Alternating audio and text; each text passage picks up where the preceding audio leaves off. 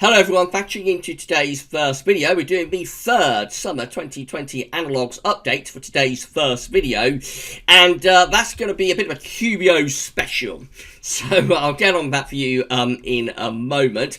Just say that last week, of course, we announced officially the date where we're going to be releasing the Quasi-Biennial Summer 2020 forecast, and that will be Sunday the 31st of May. The last day of May will be the date on which we release our summer forecast.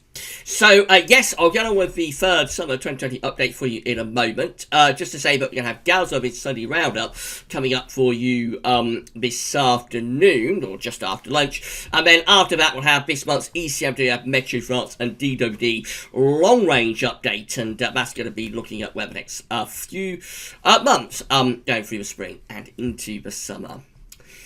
So it's going to be quite a long video, as always, with long range stuff. So if you can't watch the video all in one go, then don't worry, it will be kept on the summer updates page indefinitely with a written summary that you'll be able to have a read of. You'll be able to watch the video on demand whenever you want to do. So if you can't watch the video in one go, then you will be able to watch it on demand whenever you want and also have a read of that written summary. And I'll get that up on the summer updates page probably sometime later this evening. Big thank you to our good friend Richard Trott for supplying us with our summer updates GIF here. And I just say that James is continuing to progress. Our Analogues guru had an operation a few weeks ago. James is continuing to make progress. It's a slow recovery, as James knew it would be. It's quite a big operation.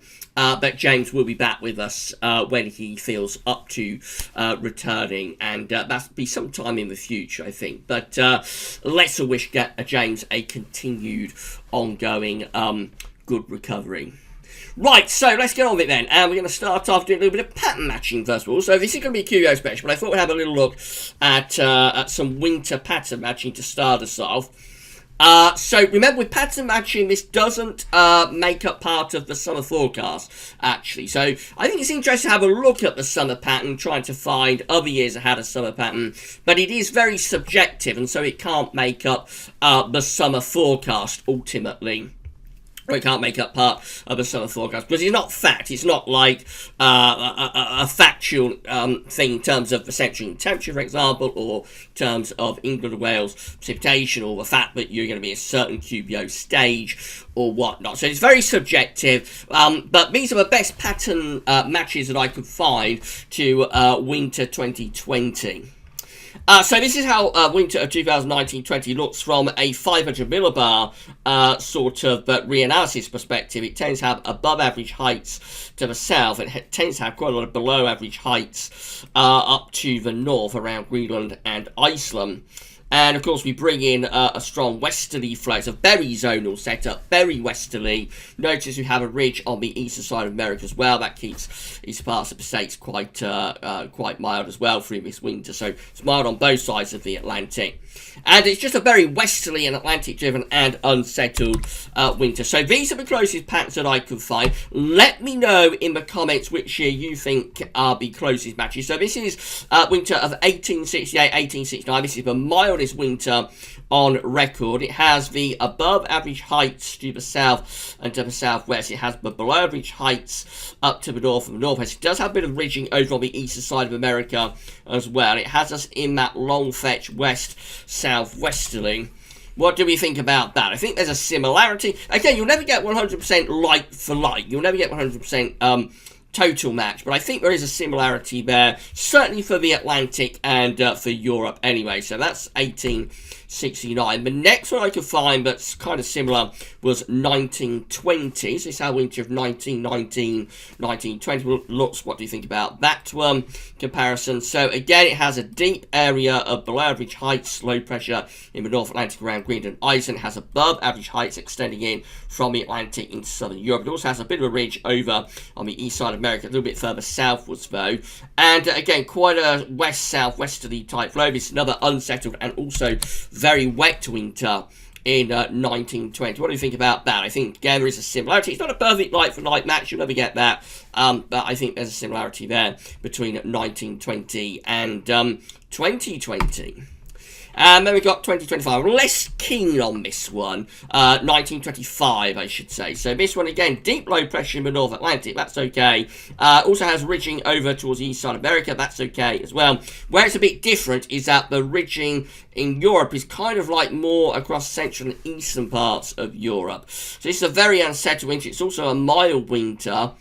I'm less keen on that one. There is a similarity, I think, overall, but I am a little bit less keen on 1925 with 2020. And then a long gap. I couldn't find any more close matches until this one, which is 1990. Again, we have the below average heights in the North Atlantic, lots of low pressure in the Atlantic, above average heights across many central and southern parts of Europe. Wind and jet stream are southwesterly. Less of a ridge on the east side of America, though, so there is that. That's a bit of an issue. What do we think about those two, 2020 and 1990? Again, do let me know in the comments which year you think are the closest matches. This is 1995, winter of 1994, 1995.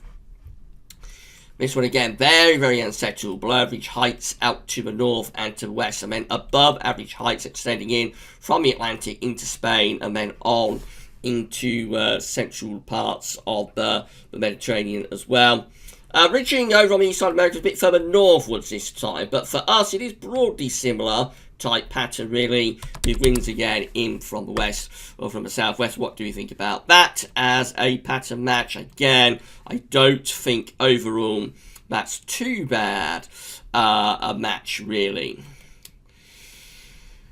So that's all I could find in terms of pattern matches for the winter of 2019-2020. It's been quite challenging to come up with matches for this winter, which you will probably think is quite odd given the setup is westerly. You would think that's a very average sort of setup, really, for much of northern Europe anyway, in the North Atlantic. But it's just the placement of the low pressures and the ridges that makes things quite difficult with this winter. A lot of westerly winters will have the higher pressure through here, lower pressure through there, and you'll bring in westerlies like that. And across some parts of Europe, pressure will be weaker. So having the centre of a ridge kind of through the central part of the Mediterranean, for example, that's a little bit unusual, actually, and that has made it rather challenging to try and find pattern matches for this winter. Anyway, that's the closest I could find. Let me know in the comments which is you think were closest to the pattern of winter 2020. Now, these are how the summers are coming out. So, following those pattern matches. So, this is the summer of 1869. This one has above average heights out to our west. And again, we bring in the winds from a north to northwesterly direction. This showed up quite a bit over the past few updates, past couple of updates for our summer updates. So 1869 is sort of one of the leading analog years early on this year. It's not a bad summer at all. There's a lot of dry and quite warm weather during this summer. It's very overshadowed by the summer before it, which was a really hot summer in 1868. It is overshadowed by that summer, but in its own terms, the summer of 1869 is not too bad at all. This is how summer 1920 looks, and very, very unsettled summer. Again, this one, I think, has been turning up quite a bit in our first couple of analogues updates for the summer of 2020. This is a very, very unsettled summer with below average heights again in off the Atlantic across much of northern Europe. Bit of blocking up to the north as well. That's a wet summer and quite a cool summer as well in 1920. Summer 1925 is a rather quieter summer. It has above average heights very close to the country, so I don't think that's a bad summer really overall. And then we've got 1990, which of course, this one has been showing up quite a bit recently as well. This sort of it's a little bit doesn't tell you anything about this summer really, this reanalysis chart. So it has to be above average heights to the southwest, has below average heights up to the northwest. You would look at it and think it's a rather westerly summer and probably not overly exciting, and that's because it has a very cool and unsettled June. But once we get June out of the way in 1990, we go off and running into what is actually really quite a hot summer, especially second half of July and first half of August. There's a very hot period in there, but particularly in early August 1990 is exceptionally hot And then lastly, we've got summer of 1995. So nice to see this one showing up again. This is a hot and dry summer with a big area of above average height centered pretty much over the top of the country. Winds are in from the east. That's a real classic summer in 1995. It's even drier than the summer of 1976, although not quite as hot as summer 1976. But nevertheless, when this summer gets going from kind of the last week or so of June right to the end of August, this is one of the all-time classic summers, really. Very, very hot and dry summer in 1995. So putting those pattern match years all together, this is how all Junes combined are coming out. Not bad, really. Has above average heights centered just a little bit to our north and west. Below average heights are kind of to our south and southeast. Overall, though, a reasonably anticyclonic signal for June. Could be a bit on the cool side. We could be bringing winds sort of northeasterly, so that's not great. But it certainly doesn't look overly unsettled anyway. So all Junes combined probably favouring some higher pressure. All Julys combined look like that. Again, I don't think it's too bad an anomaly with above average heights to our east and to our southeast as well, below average heights out to the northwest, and bringing in probably quite a warm or even relatively hot southwesterly to southerly.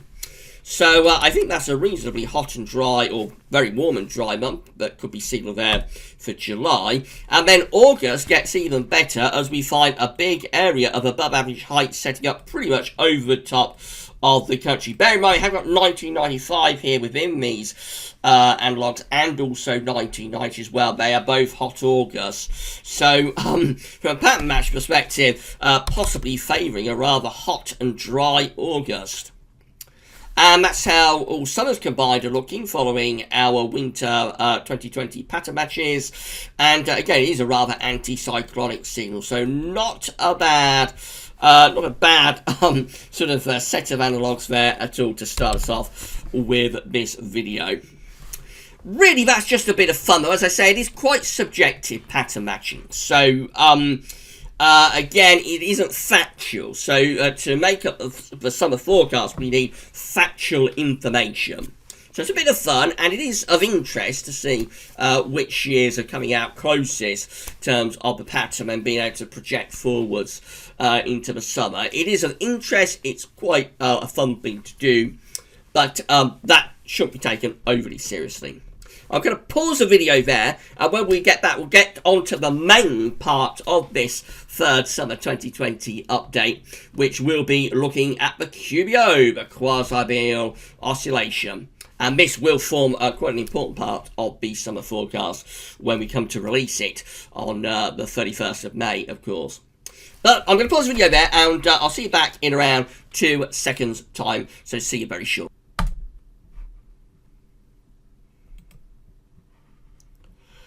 Okay, we're back, and we're ready to resume the third summer 2020 analogues update from Gaz Worthing. So, in the first part of the video, I was having a bit of fun and doing some pattern matching for the winter just gone, and also, of course, projecting what that could mean for the summer. Now we're going to get more serious, though, and we're going to look at the QBO, this second part of the video. Just so that if you're enjoying this summer update, then please can you give us a like on the video, and let us know in the comments what you think, and also don't forget to subscribe to the YouTube channel, and then you'll be notified when we release the videos that you're hopefully enjoying.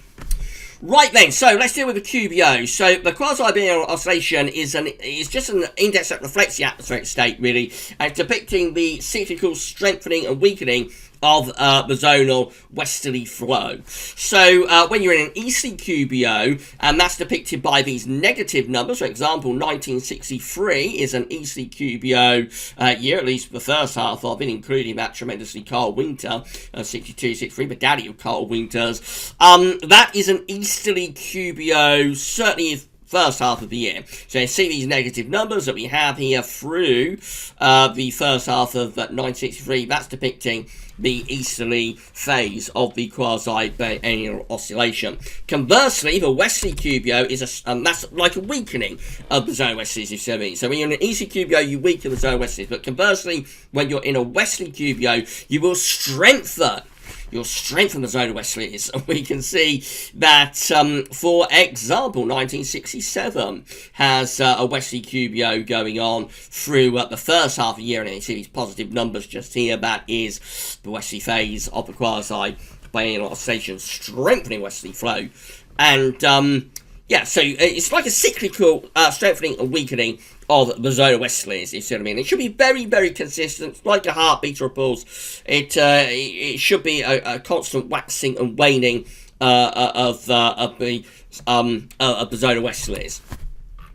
So if we scroll down to the latest year, to 2020, you can see that we've only have January and February's data in, of course, and we have these very slight negative numbers. So this is 2020, just here. We have January at minus 2.51, and we have February at minus 3.20. So we are just moving into the easterly phase of the QBO at the moment. Very, very weak easterly phase of the Quasi-Biennial-Oscillation. Look at 2019. You can see in 2019 we have the westerly phase of the QBO strengthening. So the westerlies are strengthening through the first half of 2019. Anyway, with those positive numbers. Then, in the middle of the year, they begin to weaken and begin to reduce, and then towards the end of the year they start to reduce rather more quickly. So December comes out at just plus 1.66, and so we go on into January and then into February as well, and we have those very weak negative numbers. Now, what we're expecting to happen through this year is that we will see a strengthening of the easterly phase of the QBO. So March may actually come out quite similar to January and February, actually. But as we go further on into April, May, June, July, August, very gradually we should see the negative numbers increasing. I don't think we reach our peak with this easterly QBO until later in the year, though. So I think the peak of the easterly QBO will probably occur in the autumn. That's when we'll reach the peak. It could happen earlier, but given it's quite a slow sort of descent into the easterly QBO, I would imagine that will mean that the peak of the easterly QBO will actually happen a little bit later on. So I'm anticipating that we'll get the peak of the easterly QBO in the autumn sometime. So what we really want to look for this easterly QBO that's relevant for this summer is going to just be like a strengthening easterly QBO. Not necessarily peaking in the summer, although one or two of these analogues that we got here do peak in the summer, but that's not really what we're looking for. We're actually looking for easterly QBOs that are taking off, that are strengthening through the summer. So, for example, 2005, I'm giving the game away a little bit. This is going to feature within this Analogues update. So let's just scroll up and have a look to 2005. So there it is. That's the year of 2005. Just there. You see, we begin 2005 with these very, very slightly negative numbers. Not much happening, but just about going into the easy phase of the QBO during the first 3 months of 2005. But then you notice April, we go suddenly down to minus 6. May, we go down to minus 15. June, we go down to minus 20, very negative. July goes down to minus 24. August, minus 25. So through the summer months, the ECQBO is strengthening in its phase through 2005, but doesn't reach its peak until the autumn. So that's September, October, November. Into December 2005. So the peak of the ECQBO in 2005 happens in November, when we go down to minus 29.55. So that's the kind of thing we're looking for. That's the kind of thing I think we're going to get this year. So we're looking at summers that have a strengthening easterly QBO. Another great example of this would be in 1979. So this year of 1979 just here. So we have January at plus 1.86, virtually on the borderline between west and east. Actually, February 1979 goes a little bit westerly, but then we go into March and April, and the ECQBO begins to take off then. And then through May, June, July, yes, the ECQBO is strengthening, but doesn't reach its peak until actually in October of 1979. So that's another year that's going to feature. So we're looking at summers with a strengthening, a developing and strengthening ECQBO, not necessarily, though, peaking in those summers. One or two of them do, but that's not really what we're interested in. We're looking at summers that strengthen the easterly phase of the QBO within that season. So the first one is 1954. First one I picked out is 1954, and this one very, very unsettled. It's actually one of the worst summers of the 20th century, so it's very grim to see that one turning up. Very wet and cold summer. Jet stream is pushed a long way southwards, and that's a really cool and wet summer during the developing easterly QBO of 1954. And then we've got another one, 1956, very, very grim summer. It's a dreadful summer, probably tied with 1912 as just about the worst summer of the 20th century. If it can go wrong, it does go wrong, and it has a particularly cold and wet August. That's a terrible summer in 1956. It's been alarming to see that 1954 and 1956 were both developing, strengthening easterly QBO summers. Another pretty grim one here is 1958. Look away now if you want a hot summer. This one is bringing the jet stream and areas of low pressure with it too. We've got blocking up towards Greenland. Again, it's all going wrong during this summer for anyone who wants hot and dry weather. That's another bad summer in 1958. 1960 is our next strengthening easterly QBO summer with trough of below average heights centred pretty much over the top of the UK, above average heights to our north. Again, jet stream is pushed southwards. Another cool and wet summer in 1960. The summer of 1962 is also a strengthening easterly QBO summer, developing easterly QBO summer. This one has below average heights, more centred towards our northeast. Winds tend to be in from the north, so it's not a particularly wet summer as such. It's just rather unsettled, and the main thing is that it's very cool. It's a very cool summer, and the maximum temperature, I think, is one of the lowest sort of maximum summer temperatures of the 20th century. I think we only get a maximum somewhere, and I think it's in September actually, right at the very start of September. It just about pops up to 27 degrees. But it's a very cool summer in 1962. Maybe even started to lay the groundwork of the following winter. Notice there is a bit of blocking up to the north, the troughs over Scandinavia, winds are in from the north. Could that be laying the foundations, perhaps, for the daddy of cold winter, 62-63? Our next strengthening easterly QBO summer is 1965. And I'm going to tell you, these are a grim old set of analogues. I don't even give the game away to tell you that at this point. So again, the summer of 1965 is an awful summer, really. It's cold and wet pretty much from beginning to end. I mean, the 1960s are a very poor decade for summers at the best of time. There are only a couple of half-decent summers, really, in the whole decade. The rest of them are just absolutely dreadful, and 1965 is probably one of the worst, actually, of a bad bunch of very cool and wet summers. 1970 is a little bit better. This is our first one that's not too bad. The summer of 1970 has a strengthening and developing easterly QBO, and this one is a warmer summer, has high pressure up over Scandinavia, high pressure out to our west as well, low pressure out to the northwest. The thing with this summer is that it's rather front loaded, so it has a very warm, if not hot, June, and then it all starts to deteriorate later on in the summer. But at least it is compared to most of the summers that we've seen so far in this package of analogues, it is a much, much better summer in 1970. But then we're back to square one with the summer of 1974. Look at this, absolutely horrendous summer in 1974 with low pressure, I mean, just engulfing pretty much the whole of Northern Europe. It looks like an absolutely awful summer in 1974, very wet and cool as well. Then we've got the summer of 1979. We talked about this when we went through the QBO data a moment ago. So this one pulls the heights out into the middle of the Atlantic. It has below average heights up to the north and northwest. Wind is kind of aligned west-northwesterly. It's not too bad, actually, this. It's quite a coolish summer. It is rather mixed. But compared to some of them, what we're seeing, it's not just 1956, for example. It's not a 1965. It's not a 1974. So compared to quite a few of the summers that we've seen in this Analogues package, it's one of the better ones. That said, it's not particularly inspiring, really. It's quite a cool summer and relatively mixed as well.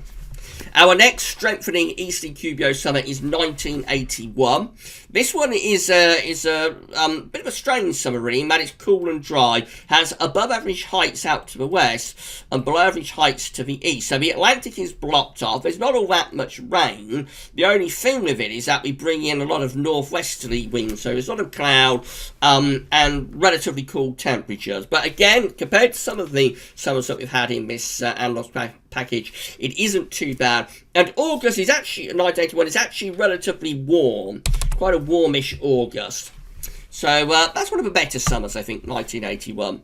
And then this one isn't too bad either. This is 1989. And this is one of the really good summers, actually, of the late 1980s, early 1990s. The low pressure is pushed northwards, and the above average heights are sort of centred over and just to the west of the UK. So this is a very good extended summer. So it begins right in the spring. It begins in May of 1989, and it's still going on through September and October. It has a very hot July with a CT above 18 degrees Celsius. August deteriorates a little bit, but then it all comes back as we go into September of 1989. So that's a classic extended summer, beginning in May and still going on in September and October. So that's a really good, definitely by far the best summer within this Analogues package so far. Then we've got 1999 as our next Eastern QBO summer. So this one has some above average heights out to the northwest, below average heights sort of to our south. So that's a bit of a mixed summer. It does have a very good July though. June is wet and unsettled, and August is sort of quite warmish, but also pretty unsettled as well. The best of the summer is in July of 1999. Summer 1998 is also there, so they should be the other way round, actually. The summer of 1998 looks like this, and it has, again, below average heights to our east, above average heights out to the west. Winds are in from the west and from the northwest too. So that's not a bad summer at all, or a pretty grim summer, I should say, in 1998. Quite an unsettled summer and relatively cool as well. 2003 shows up next. This is a classic hot summer. This is the hottest summer within our Analogues package, with the below average heights out to the west and the above average heights to the east. Winds are coming up from the south. And yes, that is a hot summer in 2003. And of course, it has a very, very hot spell in the first half of August 2003, which does in fact manage to have an 18 Celsius CT temperature. And we've got 2005, as we explained. 2005 was in our sort of summary section of this video where we looked at the QBO. So this one has a lot of high pressure centered around the country. One of those sort of in between summers. It nearly gets to being quite a hot summer, but it doesn't quite pull it off. It does have some regular heat waves though, and also some pretty good thunderstorms in the summer of 2005, but also protracted periods of quite cool and unsettled weather. And then finally, we have 2007. And this one has the above average heights around Greenland, a blocking scene up towards Greenland, with below average heights centered over the top of the country. That is a dreadful summer. It's a developing easterly QBO summer as well, and it's grim to see that one showing up within our Analogues package for these easterly QBO summers. And we've talked about 2007, summer of 2007 in earlier updates. It was a leading analog year for the spring forecast as well. It's a bit worrying to see that still continuing on into the summer updates as well, but it was a developing and strengthening easterly QBO summer, and so that's the reason it's there. Now, I was a little bit thrown by something that happened just there, so let's just have a look at the years when we combine all years. So, all years combined, we have 1954, which developing and strengthening easterly QBO summers, have 1954, 1956, 1958, 1960, 1962, 1965, 1917, 1974, 1979, 1981. Carrying on down, we have 1989, 1996, 1998, 2003, 2005, and 2007. So there was a mistake in there, and I'm going to go back to it. And it wasn't that one, it wasn't that one. It was that one, 1999. That is a cuckoo in the nest. The summer of 1999 should not be within this Analogues package. Should actually have been 1996. So very sorry about that, everybody. I should have showed you the analogue for the summer of 1996. Instead, I showed you the summer of 1999. But I did realise a mistake as I was doing it. Shall I pause the video and get the analogue up for you for the summer of 1996? Shall I do that? Alright, why not? So I'll pause the video there. It's only going to take me 2 seconds. I'll get the analogue for the summer of 1996 up for you and show you it in around 2 seconds. Okay, we're back, and we're just going to finish off the third summer 2020 Analogues update. And this is the cuckoo in the nest. It should not be here. This is the summer of 1999, and I've even got it down in the browser as 1996. I'm not sure how I managed to mess this up, but that is a cuckoo in the nest. The summer of 1999 should not be included in this update. So let's throw that out. Let's get rid of it. There we go. It's gone.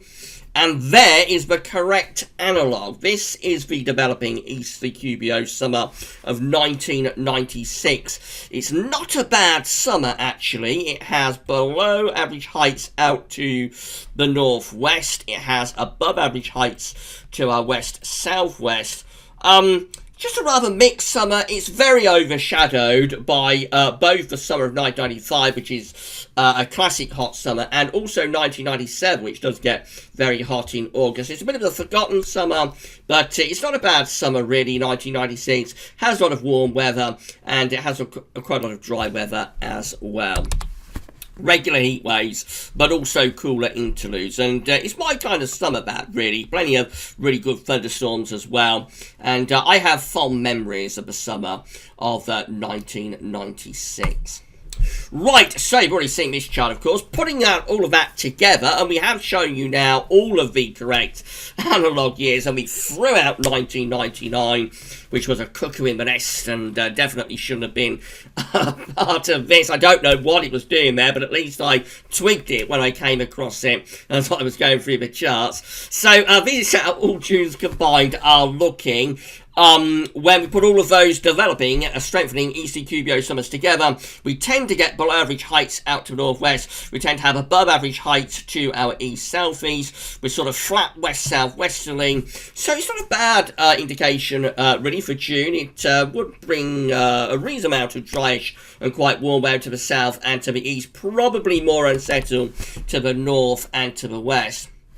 That's as good as it gets, though, because then we go on to all Julys combined and look at this. We stick up a deep trough of below average heights over and to the east of the country, have a mid-Atlantic ridge with a hint of northern blocking. A cold and wet July is indicated here when we have a strengthening easterly QBO summer. Not very good at all. And then August looks equally as bad when we have a strengthening easterly QBO.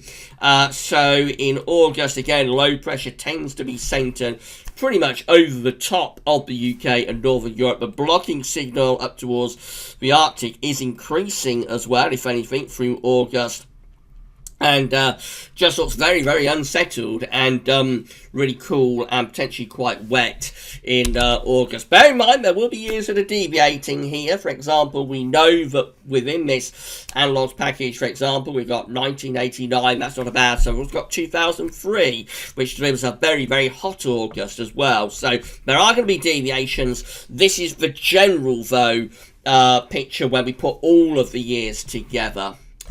And finally, all summers combined, when we have a strengthening easterly QBO look grim. They tend to have the below average height centred over and to the east of the country. Blocking tends to be up to the north. The jet stream is shoved southwards. And a cold and wet summer is indicated overall. June, definitely the best of it. And then not very good when we get beyond June, to say the least, with July and August both looking pretty grim. Right, so that's it. Now, sorry for that mistake that occurred during the video. I'm working under a lot of pressure. I'm doing this solo. We've not got our Analogues guru with us, and I'm nowhere near as good as James as doing this. So please bear with me while I'm trying to get these Analogues together. James is the Analogues guru for a very good reason. That James is the best, and I'm a little bit inferior and not very good when it comes to bringing these Analogues together. But I think we've covered the broad themes anyway. At least I noticed the mistake as we was going through them. Right, so that's it. This video will be placed on the summer updates page, and there'll be a written summary that goes with it as well, going over everything that we discuss in the video. And I'll get that for you this year. I think the upshot really with these developing, strengthening ECQBO summers is that the overall signal is pretty grim, especially for July and August. But with the caveat that there are one or two notable exceptions, particularly 2003. Of course, the data only goes back to the 1950s. We can't go any further back than that reliably with the QBO. So that's the other caveat. It's not a huge sort of sample of years. But that's it anyway. This video we place on the summer updates page. There'll be a written summary that goes with it as well. And I'll get that up for you this evening. Between now and then, we're going to have Gazweb's Sunday Roundup. And we're also going to have the ECWF Metro France and DWD Long Range Update. Those videos will be up this afternoon. So keep checking back for more. Don't forget to subscribe to the YouTube channel. You'll be notified then when we release the content you want to see. You can also let us know in the comments what you think. Please be kind. Don't go to don't sort of hammer me over that mistake. But let me know in the comments what you think. And also, I'm going to tell you that well, that's just it. I'm going to stop the video there because I've had enough, really. So that's it for now. And we'll be back later on with your next couple of updates. But that's all for now. And thanks for watching.